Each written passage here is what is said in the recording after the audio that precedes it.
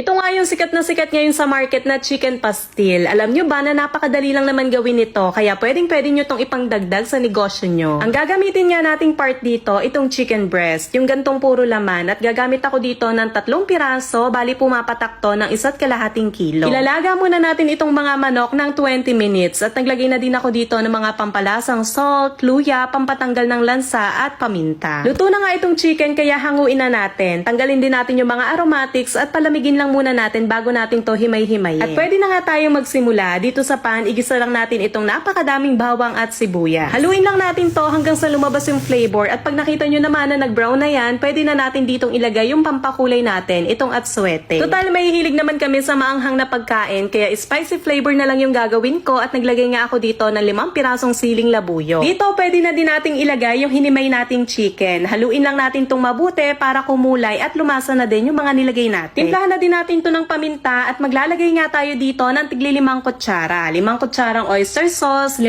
kutsarang liquid seasoning at 5 kutsara din ng toyo. At para naman mag-balance lahat ng lasa nito, maglalagay din tayo dito ng 2 kutsarang asukal. At kapag nga ganyan nakaganda yung itsura niya, malapit na siyang maluto. So maglagay naman tayo dito ng kalahating butter. Sinalang ko pa to ng mga ilang minuto at ayan na, ready na ang ating spicy chicken pastil. Napakasarap niya guys at malinamnam dahil sa butter.